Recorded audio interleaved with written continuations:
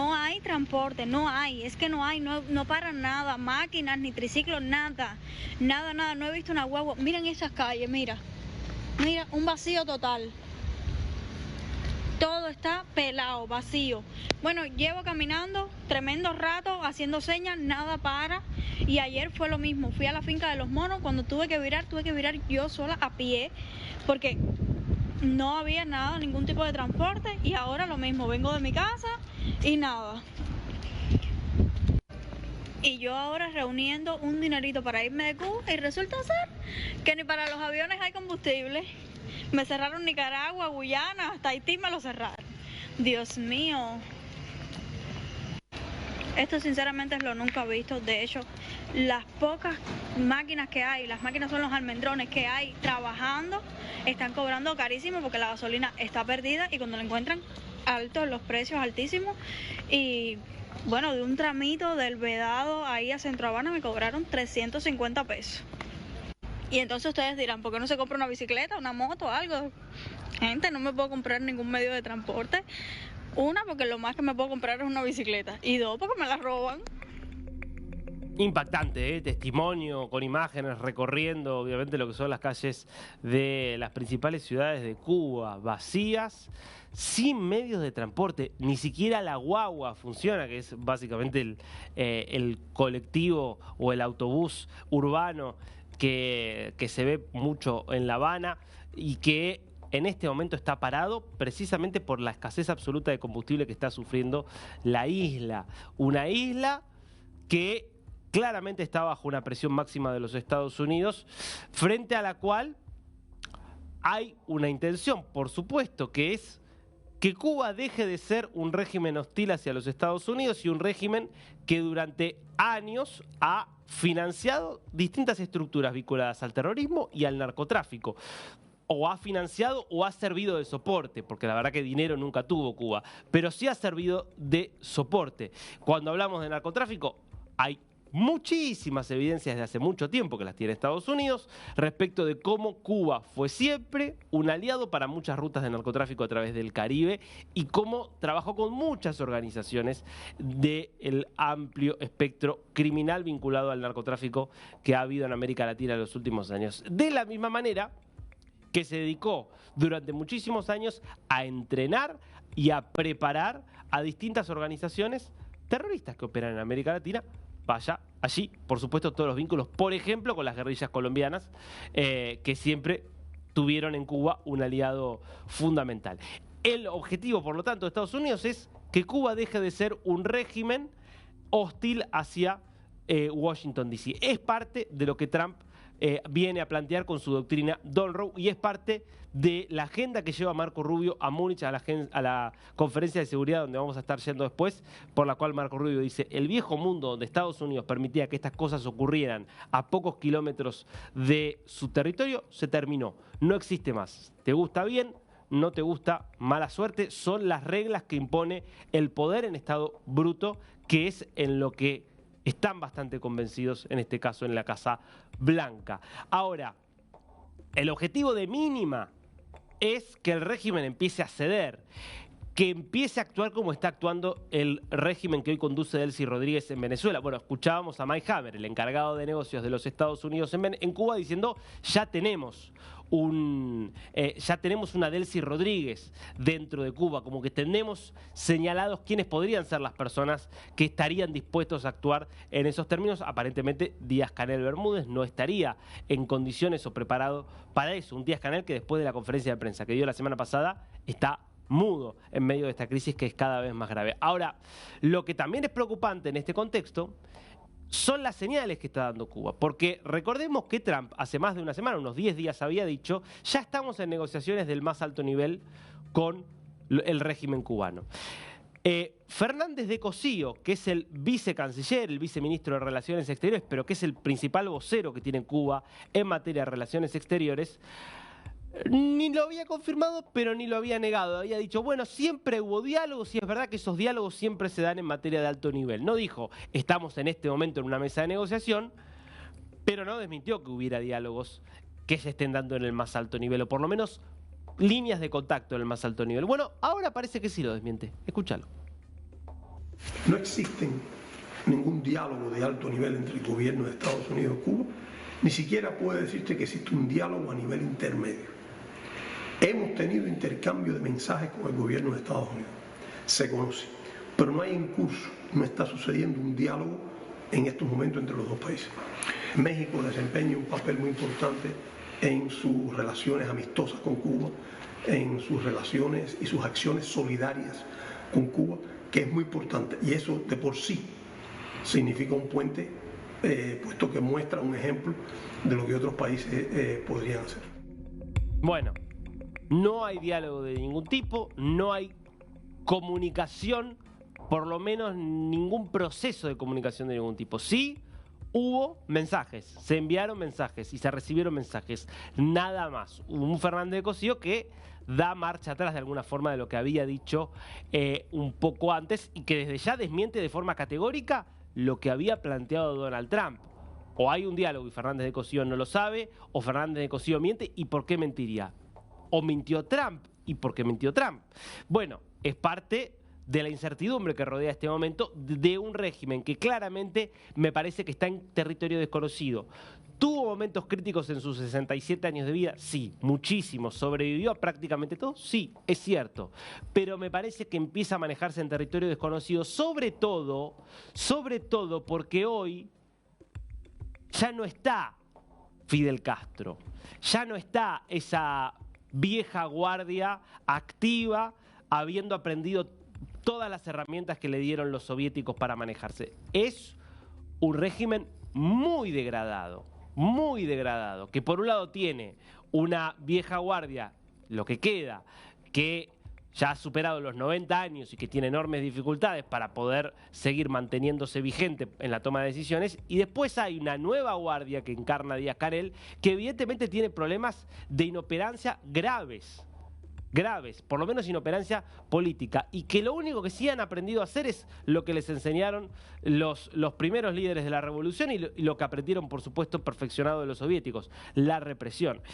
Y es lo que nos muestra el caso del Cuartico, este grupo, este dúo de influencers que venían publicando contenido audiovisual de altísima calidad conceptual, dando clases de historia, clases de geopolítica para entender la realidad de Cuba que muchos intelectuales en el resto de América Latina no quieren entender.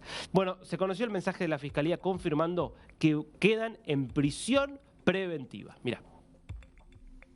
La Fiscalía Provincial de Holguín controla el proceso penal que se inició para investigar los delitos de propaganda contra el orden constitucional e instigación a delinquir, al conocerse que desde el espacio digital identificado como el Cuartico se realizaron publicaciones que incitan al pueblo, a los miembros de las Fuerzas Armadas Revolucionarias y del Ministerio del Interior a cambiar el orden constitucional de la República de Cuba y difaman sobre la actuación de las instituciones políticas y sociales del país. Al amparo de lo dispuesto en la Ley del Proceso Penal, la Fiscalía aseguró con la medida cautelar de prisión provisional a los imputados Ernesto Ricardo Medina y Camil Sayas Pérez. Se practican diligencias de instrucción para la aportación de los medios de prueba y la culminación de las investigaciones. Con respecto a los derechos y garantías que consagran la Constitución y las leyes, la Fiscalía velará por el cumplimiento del debido proceso y concluidas las investigaciones se adoptarán las decisiones procesales correspondientes. La Fiscalía General de la República continuará actuando de conformidad con su encargo constitucional en el marco de la legalidad en la defensa de nuestro pueblo y las instituciones del país. ¿Se entiende, no? No hay comida, no hay agua, no hay luz, no hay combustible, está todo absolutamente parado. Lo único que hace frente a eso el régimen es secuestrar y en este caso disimular un proceso penal diciendo que ponen en prisión preventiva a dos chicos, a dos jóvenes, porque tampoco son tan chicos, que lo que hacen es pararse frente a una cámara y contar lo que pasa en Cuba. ¿Se entiende? Para lo único que sirve el régimen es para aplastar a los cubanos, para secuestrarlos. Yo quiero que recuperemos otro video del Cuartico, hemos mostrado varios, pero este me parece particularmente lúcido, porque le hablan aquí a muchos de los que desde afuera, sin tener la más mínima idea y ni el más mínimo compromiso con la realidad cubana, con la realidad del pueblo cubano, siguen defendiendo al régimen que aplastó Cuba. Escucha. Veo a mucha gente de izquierda repitiendo como papagayo la estupidez garrafal de que el pueblo cubano resiste por voluntad. Y disculpa que sea tan directo, pero si celebras el socialismo, celebras mi desgracia. Ahí estás tú afirmando que Cuba es un ejemplo histórico de soberanía, resistencia y libertad. No, señor, ¿de qué carajo me estás hablando? Todo esto es parte de un circulito más pequeño de personas que necesitaban una historia fantástica para vender como narrativa oficial. Se inventaron entonces el chisme ese del cubano revolucionario, que eso es un tema que hablaremos después. Te advierto que ni el PSC ni la cúpula de dirigentes representa los intereses reales del pueblo. Pero bueno, esa es mi opinión. La de alguien que vive aquí y no encuentra esa alegría de ser cubano en ninguna parte. Porque un gobierno que venía podrido desde un principio terminó por arrebatarnos todo. Las ganas, el coraje, la tierra, la esperanza, el pensamiento. Y todo esto a nombre del socialismo. Ese mismo que te veo defendiendo tan afanosamente. Entiende que sienta confusión entonces cuando te veo ahí tan pálido, tan hidratado, tan bien nutrido. Hablando sobre realidades que no dominas. No repitas mierda, viejo. Que luego el mundo piensa que es cierto que aquí estamos contentos con la miseria y la represión.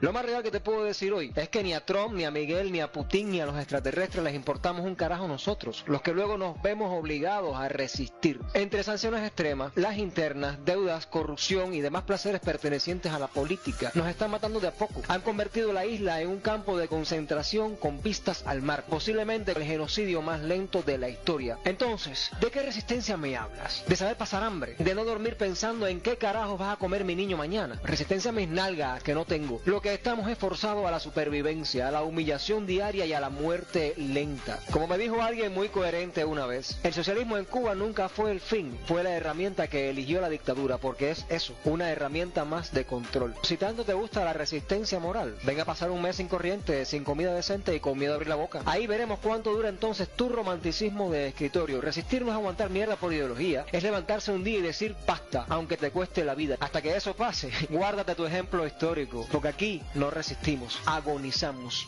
y punto. Qué claridad conceptual, con la valentía de decirlo en un lugar donde sabían que les podía pasar lo que le terminó pasando, que los secuestraran, y ahora que la Fiscalía confirma que los ponen en prisión preventiva. ¿A quiénes les habla? Cuando dice, vos que celebrás el socialismo, estás celebrando mi desgracia, estás celebrando que no pueda comer, que no tenga libertad, que no tenga ganas de vivir prácticamente. ¿A quién le habla? ¿Le habla a Boric cuando publica este mensaje, por ejemplo, anunciando que le va a enviar la ayuda humanitaria? ¿A quién? ¿A estos chicos le envía la ayuda humanitaria el presidente de Chile? ¿O la ayuda humanitaria va para el régimen? Y que el régimen haga lo que ha hecho habitualmente, cartilla de racionamiento, y si te portás bien te la doy, y si te portás mal no te la doy. Y portarte mal es no hacer lo que quiere el régimen. Veamos lo que publicaba el presidente Boric, y ahora nos vamos a ir a Chile, porque justamente hoy el tema del momento en Chile es: vamos a enviarle ayuda humanitaria a Cuba, ¿no? El bloqueo que Estados Unidos ha impuesto a Cuba y que ha agudizado en las últimas semanas es criminal y un atentado a los derechos humanos de todo un pueblo. Se pueden tener diferencias con Cuba, es decir, con un asesino, con un terrorista, se pueden tener diferencias, pero nada justifica el daño que se le están haciendo a niños, niñas y ciudadanos inocentes a través del Fondo de Chile contra el hambre y la pobreza de la Agencia de Cooperación Internacional para el Desarrollo. Realizaremos un aporte a UNICEF junto a otros países latinoamericanos y hacemos un llamado a terminar con este bloqueo inhumano, como ya lo ha solicitado la Asamblea de Naciones Unidas en múltiples ocasiones. El mensaje de Gabriel Boric, que obviamente es un socialista de escritorio, es un socialista en Chile, donde se puede ser socialista y decir cosas muy bonitas sin que pase nada. La pregunta es, cuando él dice que esto es criminal para con el pueblo cubano, ¿habló con el pueblo cubano? ¿Quién sabe mejor lo que pasa con el pueblo cubano? ¿El presidente de Chile o los chicos del Cuartico, que fueron secuestrados por expresar la voz de muchos cubanos? Yo creo que le creo a los chicos del Cuartico. Quien le respondió es el congresista Jiménez, cubano-americano, que viene defendiendo fuertemente la política del presidente Trump frente a Cuba. Desde el Congreso de Estados Unidos denunciamos el respaldo del presidente de Chile a la dictadura militar en Cuba. Los chilenos, sobre todo, deben estar al lado de la democracia y no de una dictadura militar. Chile enfrentará las consecuencias de este patético accionar. El congresista Carlos Jiménez, que viene de ser respaldado por Donald Trump para obtener una reelección a su banca en el estado de la Florida. Nos vamos a Chile, donde terminó recién una conferencia de prensa del canciller para hablar de este envío de ayuda humanitaria. Klaus Reinberg, vamos contigo desde allí. Darío, muy buenas tardes y claro, ya lo anunciabas tú, hoy día se realizó el último comité político de Gabriel Boric junto a todos sus ministros para debatir respecto a los últimos días, ya el último mes prácticamente de gobierno que queda hasta el 11 de marzo y posterior a eso un punto de prensa donde estuvo encabezado por el ministro Elizalde, también la vocera de gobierno Camila Vallejos y el canciller Van Claveren, quien dio detalles respecto a esta ayuda humanitaria que se le está enviando a Cuba, que lo hicieron a través de la UNICEF. Es precisamente un envío de dinero que es $1 millón que se hace a través de esta ONG y que busca ir en ayuda precisamente, como se leía en el tuit de Gabriel Boric, de niños y niñas que están ahora pasando por esta situación tras el bloqueo económico por parte de Estados Unidos, y también obviamente defendían la postura del gobierno diciendo que hay países como por ejemplo Brasil, México y también Estados Unidos quien están ayudando a Cuba de alguna manera, ya sea enviando dinero o también algunas ayudas de otra manera, por ejemplo en materia de ayudas humanitarias. Ahí defendieron esta postura, por supuesto, por parte del gobierno. Sin embargo, como veíamos la reacción del congresista de Estados Unidos, Jiménez, también desde Chile han habido reacciones, y es que no se le está dando prioridad, por ejemplo, a las familias afectadas de los incendios que pasaron ahora último en el sur de Chile, lo mismo con el recorte presupuestario para el gobierno entrante en algunas materias, por ejemplo, de ayudas sociales, y es ahí donde hay una contradicción por parte del presidente Boric, quien también en su minuto calificó a Cuba como una dictadura y ahora hace este envío que, si bien a través de la UNICEF, le va a llegar a la isla, a todo el régimen, que sabemos que son bastante cercanos por ahí, a pesar de que se niegue esa situación, Darío. Bueno, digamos todo. O sea, el envío de ayuda humanitaria en sí está perfecto. De hecho, esto es importante decirlo, y lo mencionabas vos recién, Klaus. Desde Estados Unidos también han enviado ayuda humanitaria a Cuba, y de hecho no hay ningún tipo de restricción para la llegada de ayuda humanitaria. Lo único que ha hecho Estados Unidos es, en definitiva, poner aranceles a los países que le entreguen petróleo a Cuba, pero no hay ningún tipo de restricción respecto de la ayuda humanitaria. Lo que obviamente me parece que criticaba el congresista Jiménez es que se envía la ayuda humanitaria en respuesta a la decisión que toma Estados Unidos, planteando básicamente y suscribiendo el discurso del régimen respecto de la narrativa del bloqueo. Me parece que es eso lo que se está poniendo en cuestión, y la selectividad para decidir enviar ayuda humanitaria y sobre todo para levantar la bandera de Cuba cuando hay una cantidad extraordinaria de países que están pasándola muy mal por distintas razones, y eso pasa absolutamente desapercibido, y ni que hablar que en el propio Chile, como en todos los países de América Latina, por supuesto, hay gente también que la está pasando muy mal.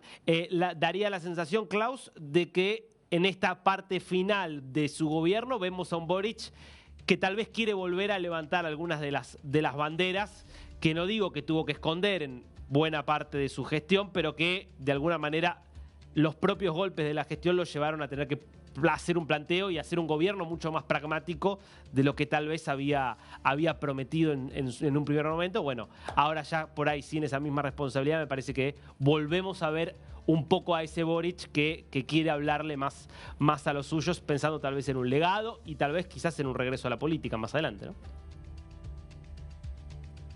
Así es, Darío, lo comentábamos días anteriores cuando estuvo de cumpleaños, sale con 40 años de este gobierno y qué es lo que seguirá. Y es ahí la postura que toma actualmente ya que encabezaría esta lista política de oposición. Esa es la postura que quizás podría tomar el presidente actual Gabriel Boric de cara al futuro, y es por eso que está realizando este tipo de acciones que van más cercano a lo que está realizando el Partido Comunista. De hecho, fue el mismo Partido Comunista quien en un principio, cuando aún no se anunciaba, aún no se confirmaba esta ayuda a Cuba, fue el que metió un poco de presión para que se hiciera esta gestión, y de hecho fue en un principio la misma ministra vocera de gobierno, quien es militante del Partido Comunista, Camila Vallejos, quien anuncia esto, y ya después el día siguiente sale a confirmarlo el canciller Alberto Van Claveren de que se enviará esta ayuda, si es que van por ahí los movimientos de Gabriel Boric que está haciendo ya en los últimos días de gobierno, al igual que lo sucedido con